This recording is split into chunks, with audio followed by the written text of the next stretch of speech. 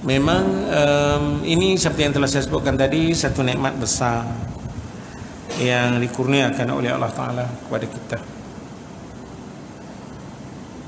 Untuk mengetahui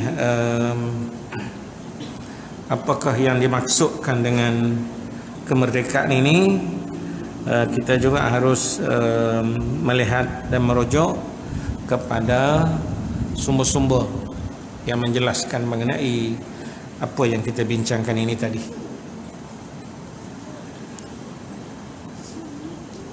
Secara simple dan secara sederhananya, kalau kita semak,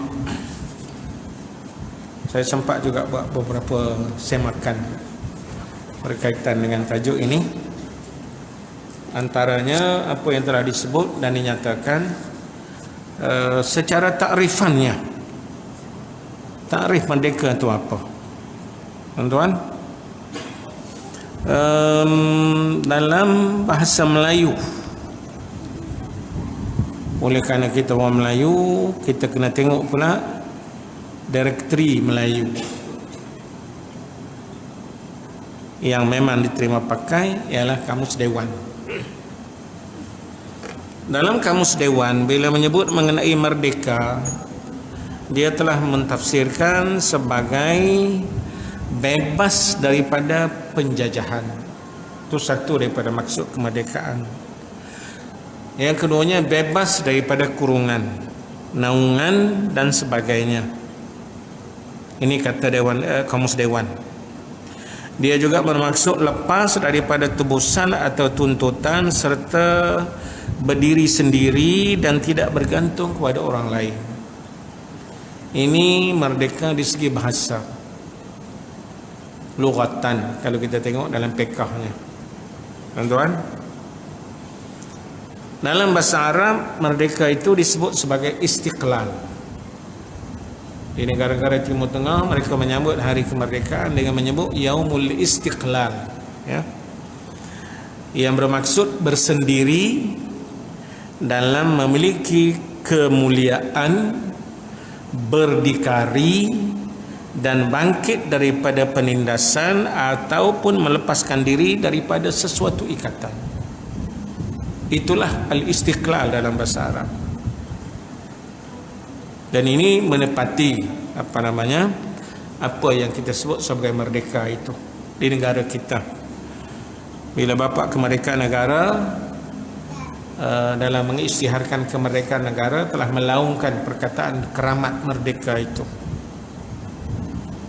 Pakar-pakar juga anda mengulas apa maksud dengan kemerdekaan. Saya sengaja memilih orang-orang yang agak dekat dengan kita pertama ini. Orang yang saya maksudkan ialah Pendeta Za'bah. Ini tokoh awal di kalangan orang Melayu yang diberi gelaran pendeta. Za'bah Zainal Abidin bin Ahmad, orang Kuala Pilah. Dialah yang menyusun kaedah ejaan Jawi yang kita belajar dulu. Sebelum dianya kemudian diubah mengikut kaedah lain. Sebab bila kita belajar Jawi, orang kata Zawi kaedah Za'bah. Za'bah dalam banyak tulisannya antara lain telah menyebut mengenai kemerdekaan ini, tuan-tuan. Saya meletakkan dia dulu sebab dia ni tokoh kita, ya. Dia kata kemerdekaan ialah berubah daripada kepercayaan bodoh. Nampak kasar sikit tu, ya. Berubah daripada kepercayaan bodoh yang melemahkan akal dan ikhtiar kepada kepercayaan yang cerdik, yang membebaskan pikiran daripada ajaran yang mematikan hati, kepada ajaran yang menghidupkan dan menyuburkan dia.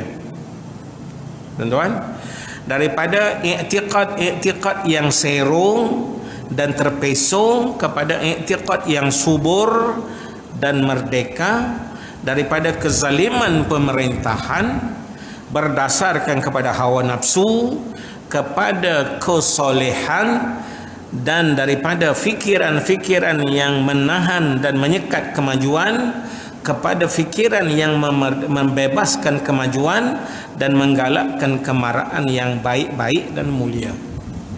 Ini merdeka daripada kacamata Pendeta Za'bah. Saya tak payah ulanglah, ya. Ianya sudah cukup jelas. Bebas meninggalkan perkara-perkara yang tidak baik kepada yang lebih baik. Tinggalkan yang bodoh, pindah kepada yang cerdik. Ini di antara yang paling asas, ya, di dalam apa yang diistilahkan dengan kemerdekaan itu tadi. Tuan-tuan, itu Pendeta Za'bah. Orang yang dekat dengan kita juga ialah Buya Hamka. Bapak Hamka ni memang terkenal dalam dunia Melayu.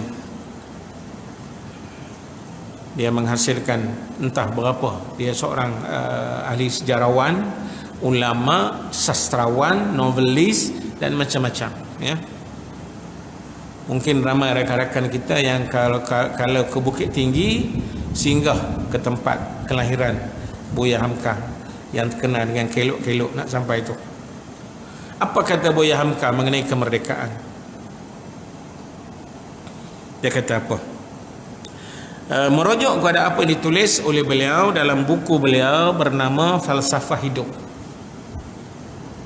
Dalam buku karya beliau Falsafah Hidup, beliau telah menjelaskan kemerdekaan ialah bahawa engkau rasai dengan perasaan yang jernih hak yang perlu engkau ketahui, dan waktu itu engkau rasai apa pula kewajipan terhadap orang lain.